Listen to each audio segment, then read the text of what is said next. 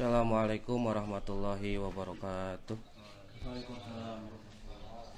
Bismillah, walhamdulillah, wassalatu wassalamu ala rasulillah wa ala alihi washabihi wa mawalah, amma ba'du. Alhamdulillah, pada kesempatan kali ini kita bisa melanjutkan mutolaah bareng-bareng kitab Kaifiyatus Shalah. Mudah-mudahan apa yang akan kita pelajari menjadi wasilah agar kita mendapatkan kebarokahan dari pengarang kitab ini, yaitu Mama Kiai Haji Muhammad Masturo.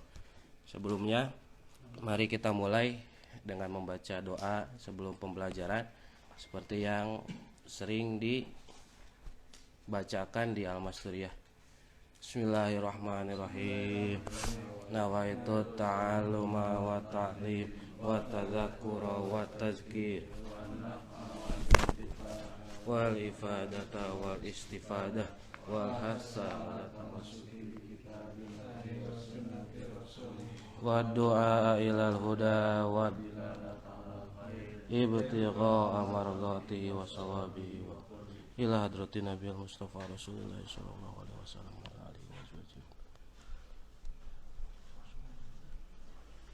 Khususan ila ruhi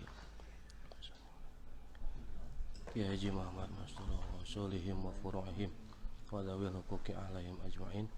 Anallaha yaghfir lahum wa yarhamhum wa yu'li darajatin fil jannah wa yanfa'una bi asrarihim anwarihim wa ulumihim wa nafa'atan rajim. Bismillahirrahmanirrahim.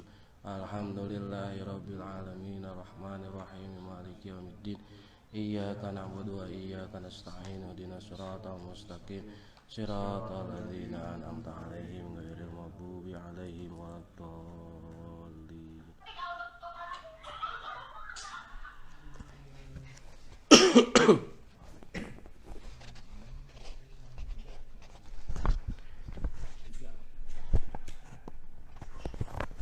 Sebelum kita melanjutkan pembahasan kita terkait kitab Kaifiyatus Shalah, seperti yang disampaikan sebelumnya bahwa kalau ada pertanyaan bisa dikomentari dan akan dijawab pada pertemuan selanjutnya. Kebetulan pada pertemuan kemarin ada beberapa pertanyaan. Yang pertama itu dari Revina Maharani. Dia bertanya tentang kalau di asrama suka pembinaan, terus jadi sholatnya nggak tepat waktu, itu bagaimana? Mungkin maksudnya sholatnya bukan nggak tepat.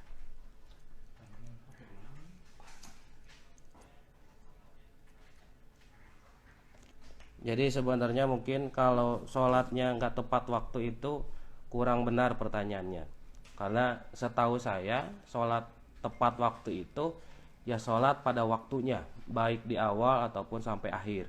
Cuman kalau misalnya ada kegiatan seperti pembinaan atau pengajian dari maghrib misalnya sampai selesai melewati waktu awal isya, itu sebenarnya berarti tidak sholat di awal waktu, bukan tidak sholat tepat waktu gitu. Jadi sebenarnya itu ya tidak menjadi masalah karena memang sholatnya tetap di waktunya, cuman memang afdoliyahnya nggak dapat aja gitu karena tidak di awal waktu. Nah kemudian kalaupun misalnya kita mau membahas lebih lanjut lagi, sebenarnya ada kaidah ma la yudraku kulluh la yutraku kulluh. Jadi kalaupun misalnya kita tidak bisa sholat di awal waktu pada keseluruhan sholat, itu nggak jadi masalah.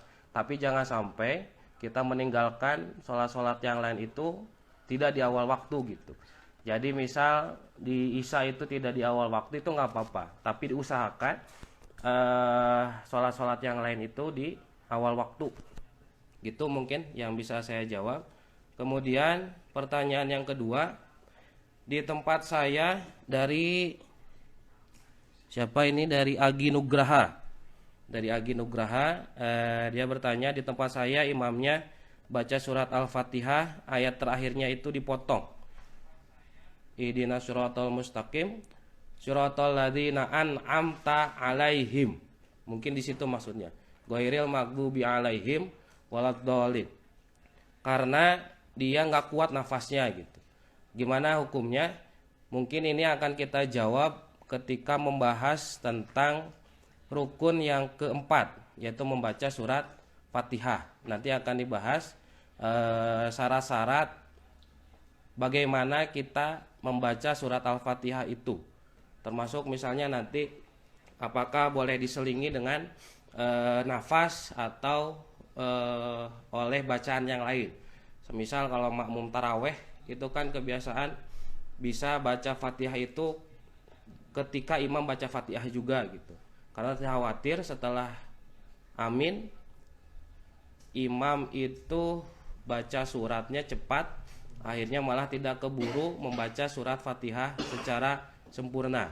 Nah, apakah itu nanti hukumnya seperti apa? Nanti kita akan bahas di pembahasan pada rukun keempat itu, yaitu membaca surat Al-Fatihah. Itu saja mungkin dua pertanyaan yang kemarin. Kalaupun misalnya ada pertanyaan lagi, silahkan dikomentari. Nanti akan coba dijawab pada pertemuan selanjutnya. Jadi sebelum melanjutkan, kita akan coba jawab pertanyaan pada hari sebelumnya. Kita lanjutkan untuk mutolaah kitab Kaifiatus Shalat ini. Sebelumnya saya ingin mereview kembali, membahas secara secara sederhana terkait tentang niat kemarin, karena kan agak kepotong kemarin masalah niat itu. Jadi seperti yang sudah dijelaskan sebelumnya, bahwa niat itu ada syarat-syaratnya. Syarat-syaratnya itu ada 3, yaitu al-qasdu, bermaksud, wat ta'yin, dan menentukan sholat apa, apakah dia sholat duhur, sholat asar, atau yang lainnya. Kemudian wal fardiyah, yaitu menentukan kefarduannya, menyebutkan kefarduannya. Jadi usolli fardhu duhri. Nah, itu adalah syarat-syarat sahnya niat. Tapi ini hanya untuk sholat fardu. Sedangkan kalau untuk sholat sunnah yang ada waktunya, kalau yang ada sebabnya itu seperti sholat gerhana, itu hanya 2 syarat saja, yaitu al-qasdu wa ta'yin. Jadi untuk bermaksud dan menentukan dia sholat apa. Jadi bermaksud itu usolli, saya bermaksud untuk sholat gitu ya. Kemudian kalau untuk sholat sunnah mutlak yang bisa dikerjakan kapan saja, itu bisa sah niatnya cukup dengan 1 syarat saja, yaitu al-qasdu, berniat gitu. Jadi misal mau sholat sunnah mutlak, itu cukup ketika takbir itu di hati bilangnya usolli, langsung takbir. Ketika takbir kemudian itu. Yang bertanya mungkin gimana kalau misalnya ketika kita talafud itu kan niat, mengucapkan niat sebelum takbir, tapi ternyata berbeda antara talafud dengan niatnya. Misal Kang Paid ketika mau sholat zuhur itu talafudnya itu sholat asar. Jadi sebelum takbir itu Kang Paid bilang usolli fardhol asri. Nah, tapi ketika niat berbarengan dengan takbir, di hatinya bilang usolli fardhol duhri. Nah, maka kalau ada perbedaan antara talafud dengan niat ketika takbir, itu yang diambil adalah niat yang ketika takbir. Jadi kalau misalnya ketika talafud asar padahal maksudnya adalah sholat duhur, dan itu disebutkan ketika niat pada takbir, maka sholat duhurnya itu sah. Tapi kalau misal dia talafudnya sholat duhur dan memang mau sholat duhur, tapi ketika di hatinya itu dia bilangnya usolli fardhol asri, nah maka ketika itu niatnya belum sah dan rukunnya berarti belum sah, maka sholatnya pun belum sah. Jadi harus diperhitungkan yang ketika di dalam hatinya, niat ketika di dalam hatinya, bukan ketika talafudnya. Terus misal ada lagi gini, kita kan sekarang musim hujan ya. Musim hujan itu kan kadang-kadang langit itu mendung. Kadang-kadang mungkin kita bingung, apakah sholat yang akan kita kerjakan itu masih masuk waktunya atau sudah keluar waktunya.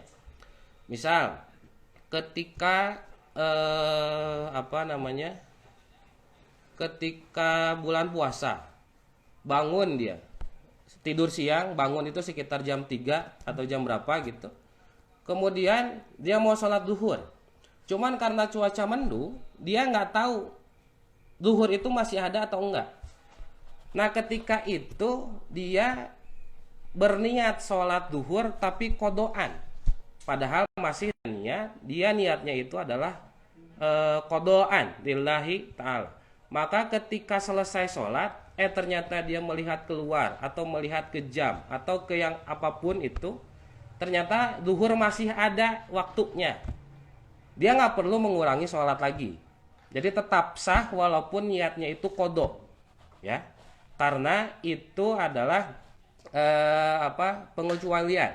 Dan begitupun sebaliknya, kalau misalnya kita niat sholat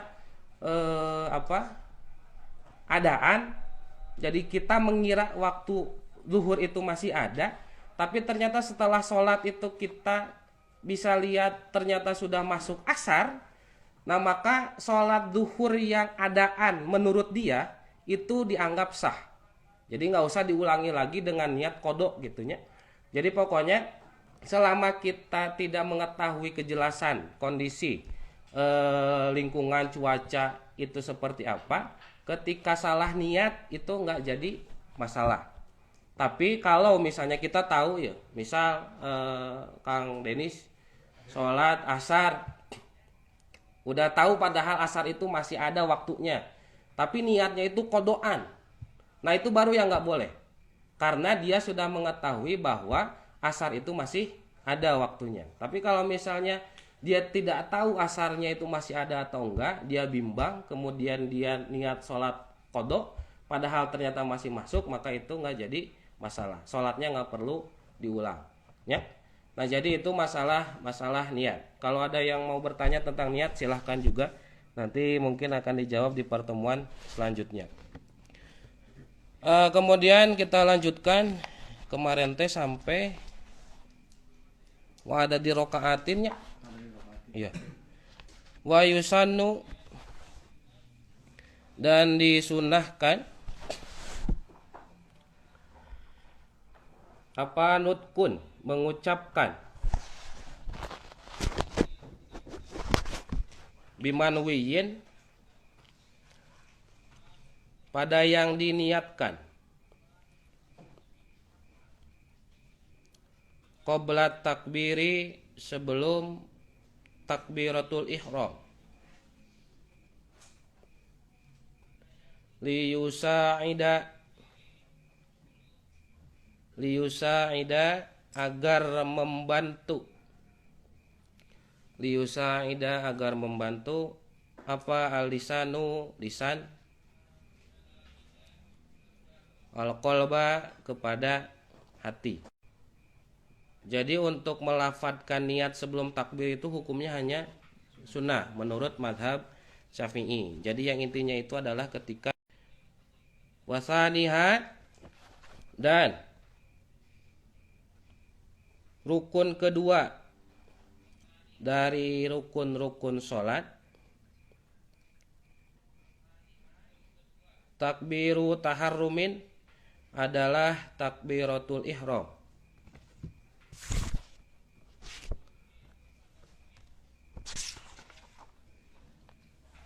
Li khobari, berdasarkan hadis,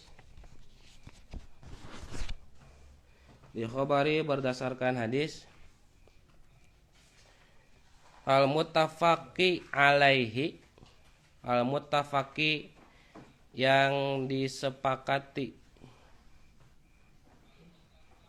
alaihi, terhadap hadis itu. Idza, apabila, kumta, berdiri kamu, ila sholati, akan melakukan sholat, fakabir, maka harus bertakbir, takbir.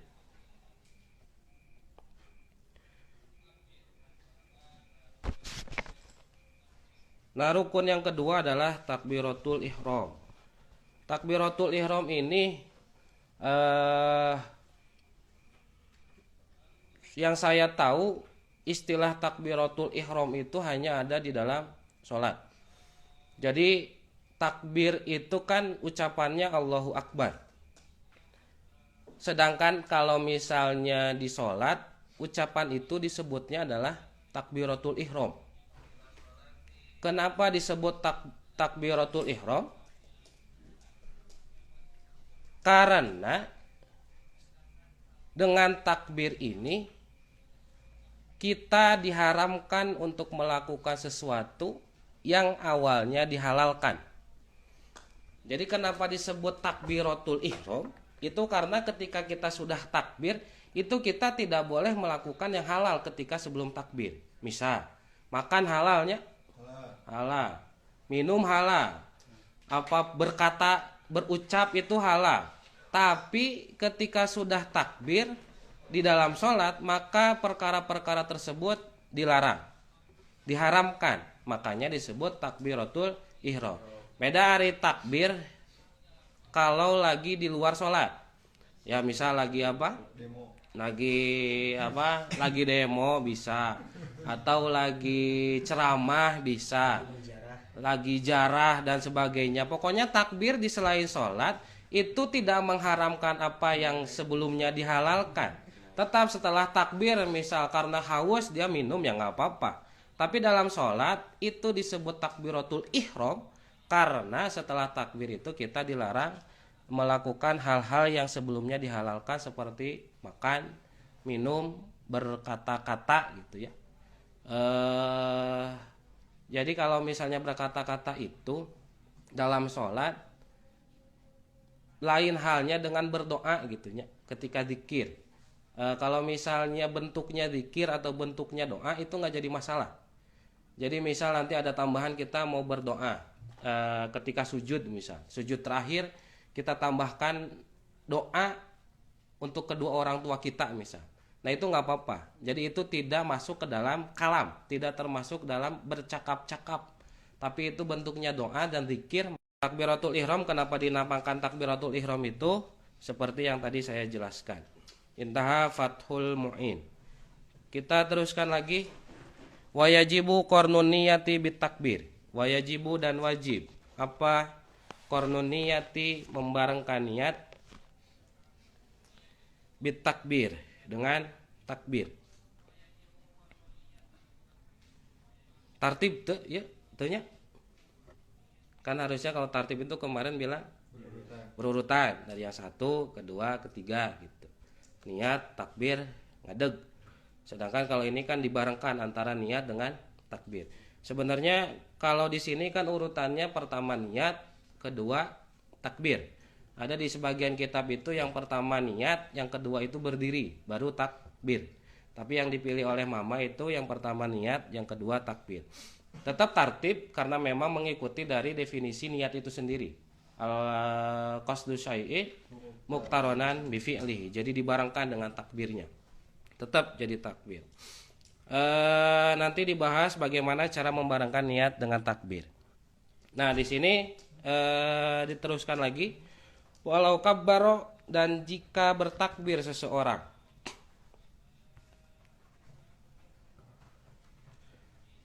Marotin dengan beberapa kali takbir. Nawiyan dengan meniatkan seseorang tersebut al-iftitaha kepada memulai sholat bikullin dengan semua takbirnya. Dakhala maka masuk seseorang, dakhala maka masuk seseorang fiha pada sholat fiha pada sholat bil witri dengan takbir yang ganjil. Wa kharaja dan keluar seseorang tersebut minha dari sholat bisyaf'i dengan takbir yang genap. Li'annahu, karena sesungguhnya,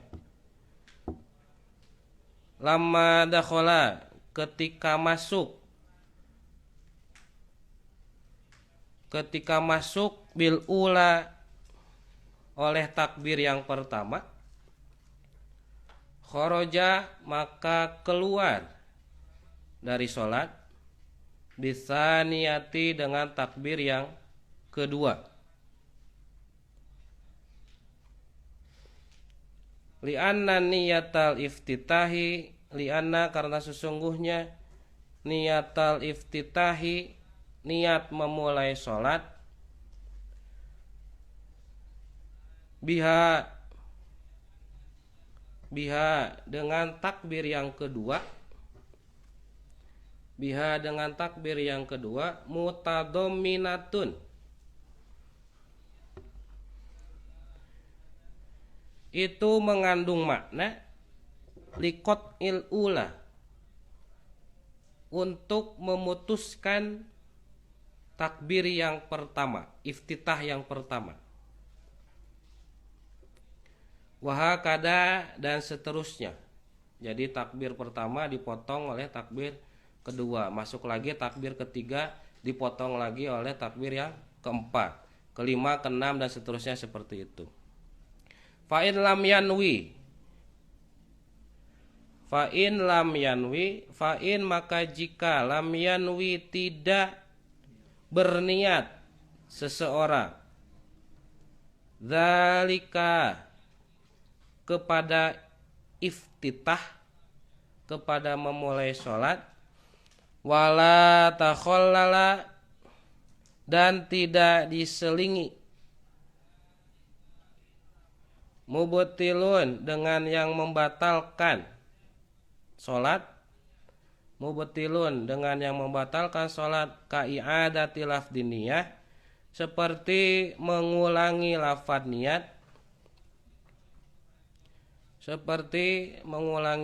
niat, fama ba'dal ula, maka takbir setelah yang pertama,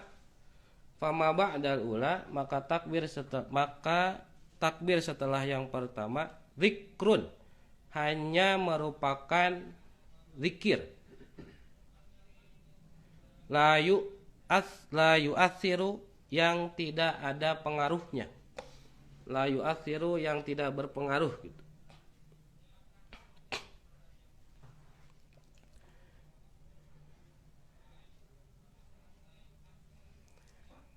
Nah, ibarat ini yang ditukil dari Fathul Mu'in menjelaskan tentang orang yang suka was-was ketika takbir. Kan adanya orang teh bulak-balik hayo gitu ta. Bulak-balik takbir karena merasa belum sempurna takbirnya dan belum masuk sholat.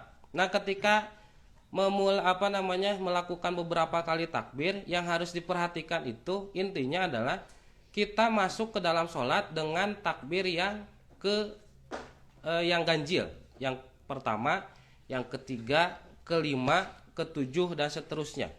Jadi kalau misalnya kita sholat takbir pertama, udah memulai sholat, udah niat dalam hati untuk memulai sholat, kemudian ngerasa belum sempurna, kita ulang lagi takbir yang kedua sama niat memulai sholat. Nah, itu belum masuk sholat, malah jadi keluar sholat. Masuk lagi ke sholat itu ketika kita takbir yang ketiga dengan niat untuk memulai sholat.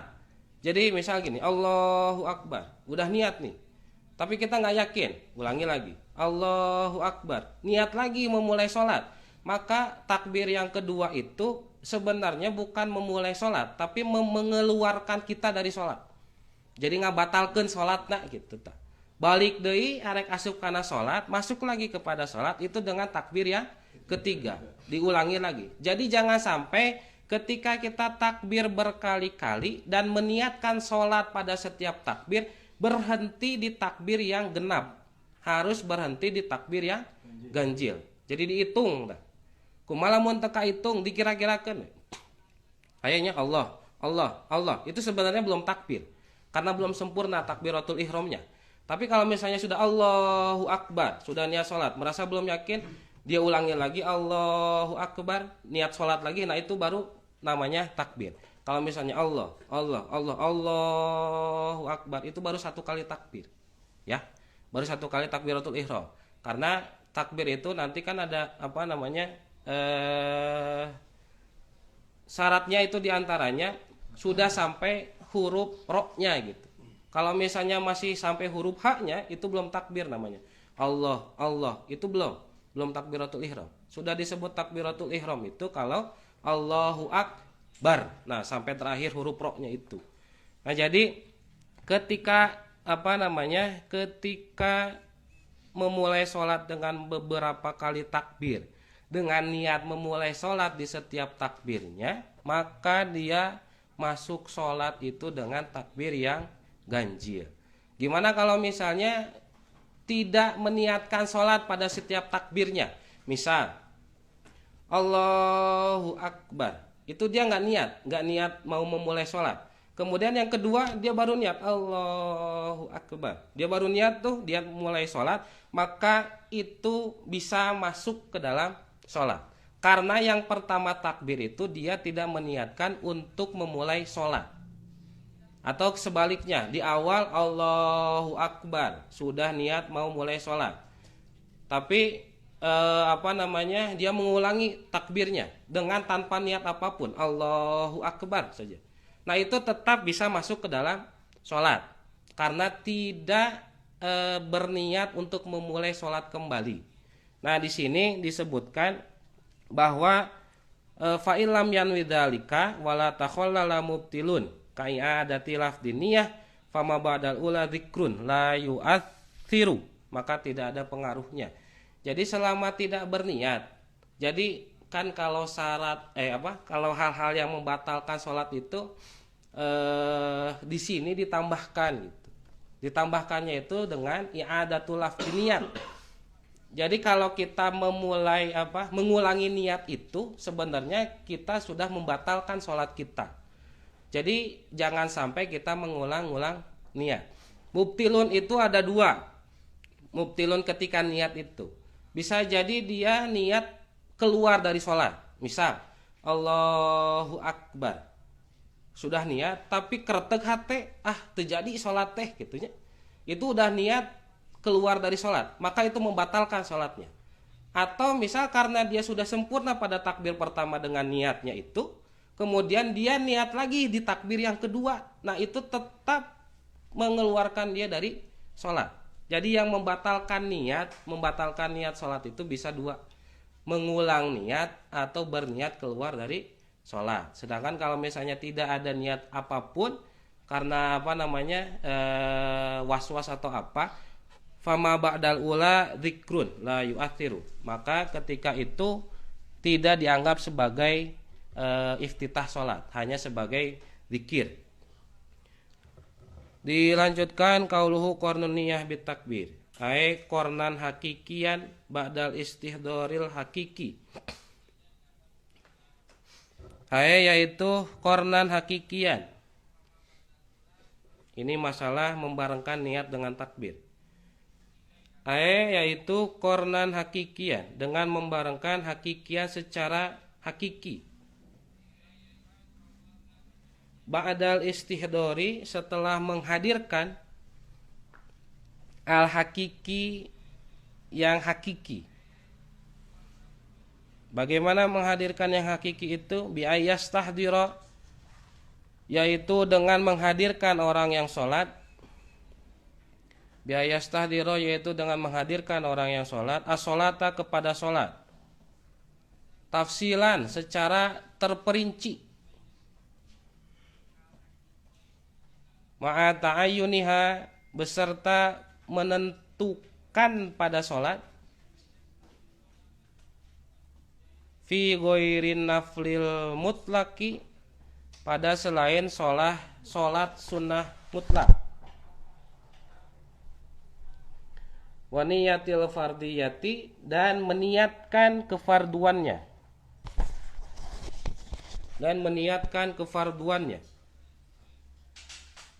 Fil fardi, pada sholat fardu. Wa qasdil fi'li, serta bermaksud mengerjakan sesuatu, mengerjakannya. Wa qasdil fi'li, serta bermaksud mengerjakannya. Fi kulli sholatin, pada setiap sholat. Wa yuqarrinu, dan membarengkan orang yang sholat. Wa yuqarrinu, dan membarengkan siapa orang yang sholat. Dzalikal mustahdhara, perkara-perkara yang dihadirkan itu.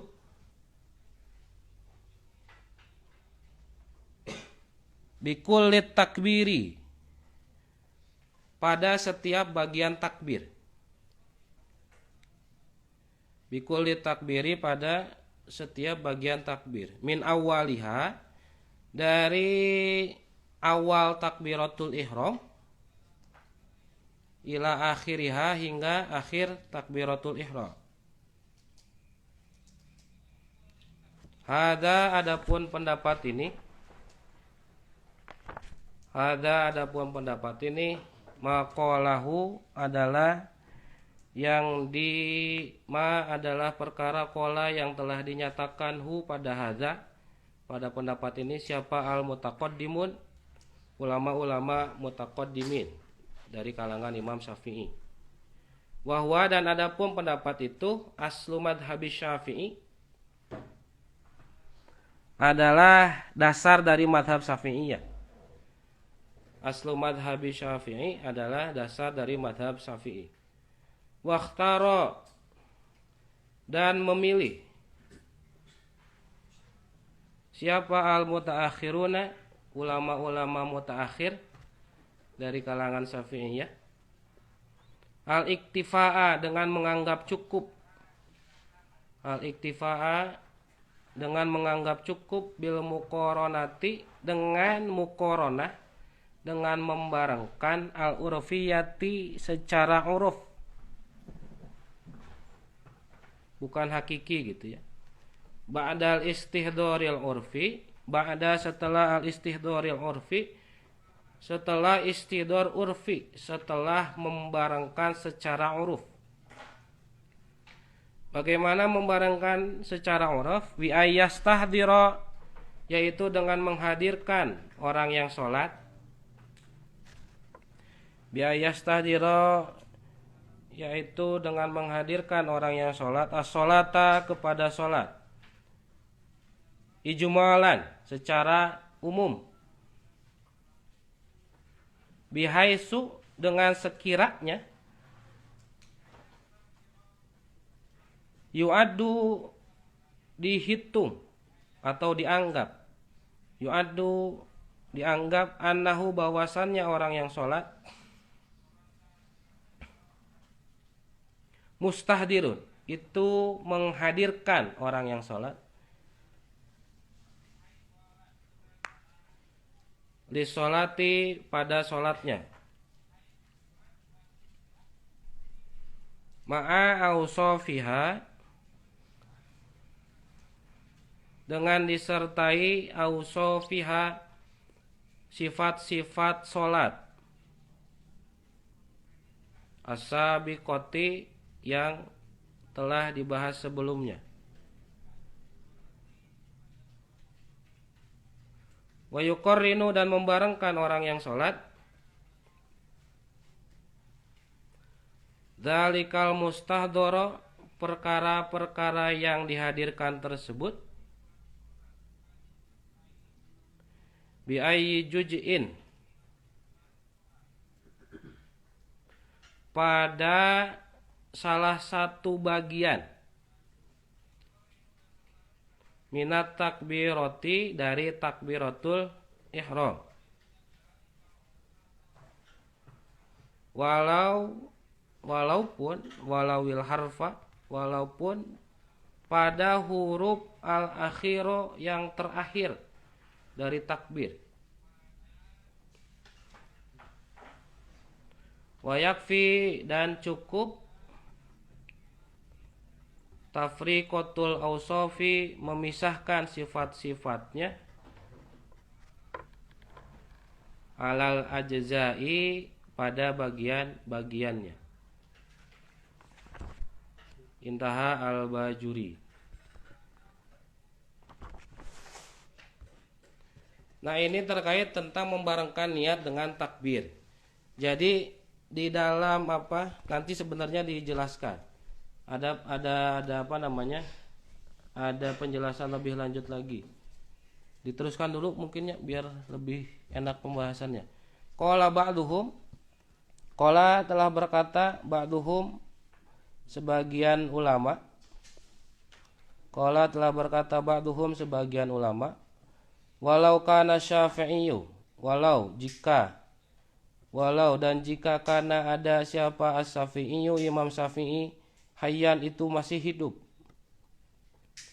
Idza kana Syafi'iyyu hayyan, dan jika Imam Syafi'i masih hidup, la aftabihi, maka sungguh akan memfatwakan seperti itu.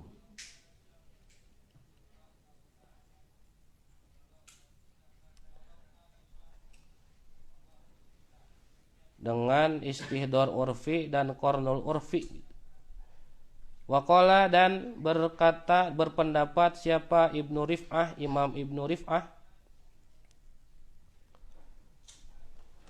innahul haqqu, sesungguhnya hal tersebut adalah benar. Innahu, sesungguhnya hal tersebut itu maksudnya memakai istihdor urfi dan kornul urfi. Al-haqqu adalah benar. Wasawwaba, dan membenarkan hu pada pendapat itu siapa as-Subki, Imam Subki.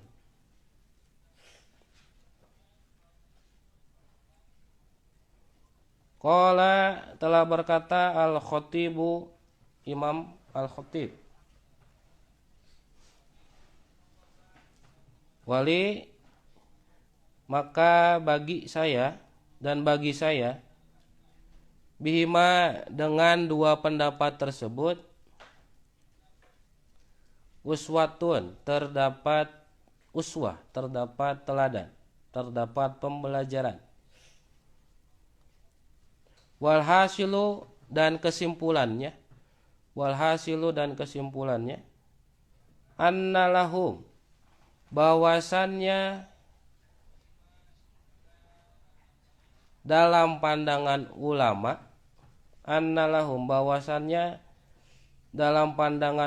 asalnya itu bagi pandangan ulama gitu.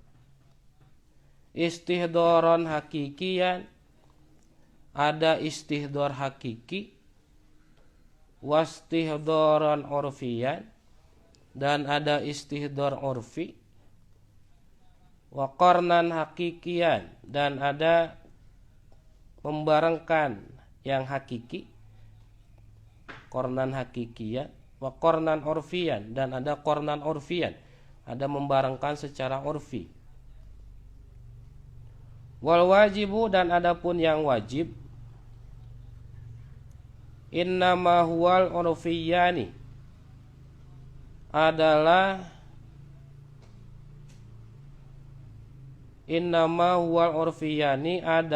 istihdor dan kornun yang urfi.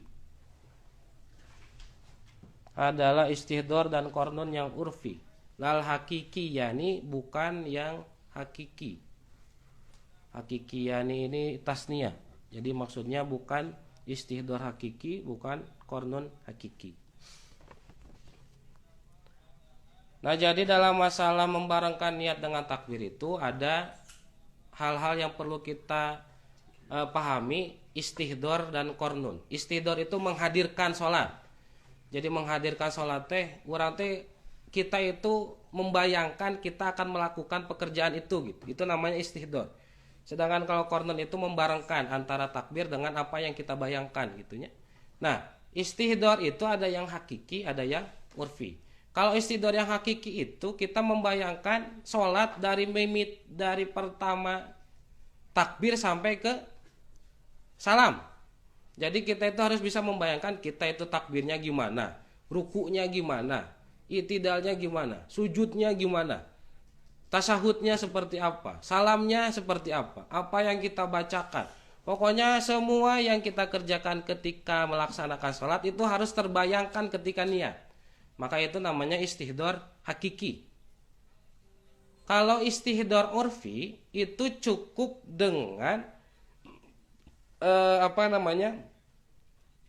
tercukupi syarat-syarat niat yang 3 tadi. Jadi kalau misalnya istihdor urfi itu menghadirkan sholat secara umum, secara ijmalan. Secara ijmalannya itu ulama berpendapat cukup dengan 3 syarat niat.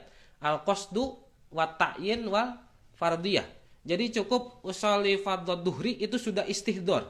Tapi secara urfi. Kalau misalnya secara hakiki itu kita ngebayangkan sholatnya itu seperti apa dari pertama kita takbir sampai ke salam. Nah itu bedanya antara istihdor hakiki dan istihdor urfi. Kalau istihdor urfi itu dianggap cukup dengan melaksanakan 3 syarat niat yang tadi di dalam sholat fardu. Kalau di dalam sholat sunnah yang punya waktu atau yang gara-gara sebab sesuatu itu 2 syarat niatnya, al-qasdu dan ta'yin. Sedangkan sholat mutlak itu hanya 1 syarat saja, al-qasdu. Nah itu istihdor urfi. Tapi kalau istihdor hakiki dibayangkan dari awal sampai ke akhir. Nah kemudian ada kornun, ada membarengkan. Ada yang hakiki, ada yang urfi. Kalau yang hakiki itu kita membarengkan dari pertama huruf alif sampai ke huruf ro-nya itu harus bareng. Jadi pertama kita bilang A, itu kita sudah mulai membayangkan sholat kita. Sampai ke akhir salam kita bayangkan, terakhir itu huruf ro kita ucapkan. Jadi bareng. Jadi naonnya bebarengan teh nyaan bebarengan ti mimiti awal takbir, dari pertama awal takbir kita mulai membayangkan, akhir takbir kita berakhir membayangkan sholat kita. Itu namanya kornun hakiki. Jadi dari mulai alif, lam, ha, alif, kaf, ba, ro, itu kita membayangkan sholat kita itu sampai selesai. Itu yang namanya kornun hakiki. Ada juga kornun urfi. Kalau kornun urfi itu tidak mesti di setiap bagian takbirnya. Di salah satu bagiannya pun gak apa-apa. Misal kita sudah selesai Allah, itu sudah selesai niatnya. Allah, udah niat di dalam hati, usolli fardhu duhri. Padahal takbirnya belum selesai. Ketika itu kan nggak bareng sebenarnya, karena udah selesai duluan niatnya itu. Nah itu tidak jadi masalah karena masuk ke dalam kornun yang urfi. Ataupun di akhir, ketika Allah kita belum niat nih, Allahu ak. Nah ketika itu kita niat usolli fardhu duhri, Jadi barangnya itu di akhir, bukan dari awal sampai ke akhir, tapi hanya di akhir saja. Itu maka disebutnya adalah kornun urfi. Jadi nggak mesti dari awal bareng sampai akhir. Mimitian bareng, ngakhiran bareng. Eta ngaranna kornun hakiki. Kalau kornun urfi itu di mana aja, bisa di tengahnya saja bareng, atau bisa di awalnya saja bareng, atau di akhirnya itu nggak apa-apa. Nah, antara 2 pendapat ini kita itu kalau pakai yang hakiki kan susahnya. Kabayang tuh gitu. Lalu misalnya teh mimiti orang ngabayangkeun nya rek salat terus teh maca Fatihah, ruku. Geus ruku teh naon? Itidal, geus itidal sujud, balik deui naon? Nangtung deui gitu tah. Ruku deui, sujud deui. Pokoknya itu semua harus kita bayangkan. Moal beres-beres takbiratul ihram nah gitu. Teu jadi salatna gitu mah. Nu aya malah yang ada kita itu napas apanya? Diulang-ulang we Allah. Hayo we gitu. Sabab dari awal sampai ke akhir itu enggak selesai untuk membayangkan sholat. Gitu istihdor hakiki teh. Jadi kita itu harus jadi qori dulu kalau mau istihdor hakiki. Anu sok biasa ngarokok linting mah hese. Ya. Kan. Maksudnya gitulah. Ketika kita napasnya susah, itu kan nggak bakalan panjang-panjang kita bertakbir itu. Malah yang ada malah jadi terselingi oleh napas. Nah syarat takbir itu salah satunya juga tidak boleh naon teh ngaranna teh tong eureun gitu nya, harus terus-terusan. Cicing heula. Allahu akbar. Nah, itu enggak sah takbirnya. Tapi harus Allahu akbar. Di antaranya lagi enggak boleh ba-nya itu dipanjangkan. Allahu akbar. Adanya nu kitunya, itu enggak sah takbirnya, tapi harus Allahu akbar atau hu-nya dipanjangkan. Allahu akbar. Enggak boleh. Jadi harus diteruskan dan dijaga mahrojnya dan panjang pendeknya. Itu takbiratul ihram. Nah, kalau kita harus membayangkan semua sholat, itu kan kita harus panjang nafasnya. Kalau misalnya sekiranya kita pendek nafasnya, nggak bakalan kekejar kalau istidhar hakiki itu dilaksanakan. Makanya menurut ulama, yang wajib itu tadi di terakhir, wal wajibu innama huwa urfiyani lal hakikiyani. Jadi yang wajib itu kita menghadirkan sholat secara urfi saja, secara mujmal, secara ijmal. Jadi pokoknya orang marek sholat duhur ya 4 rakaat kita sudah tahu, dimimiti sujud sampai ke salam emang gitu biasa. Nah, tah itu kita sudah istihdor urfi. Dan membarengkannya secara urfi itu adalah dengan meniatkan 3 syarat niat itu, baik di awal nggak apa-apa, di tengah-tengah nggak apa-apa, atau di akhir juga nggak apa-apa. Nah, yang wajib adalah itu. Bahkan ada sebagian ulama berpendapat, walau kana Syafi'i yuhayyan la aftabihi. Kalau misalnya Imam Syafi'i masih hidup, pasti Imam Syafi'i akan berpendapat yang wajib itu adalah yang urfi, bukan yang hakiki. Karena apa? Karena sulitnya untuk terlaksana yang hakiki itu.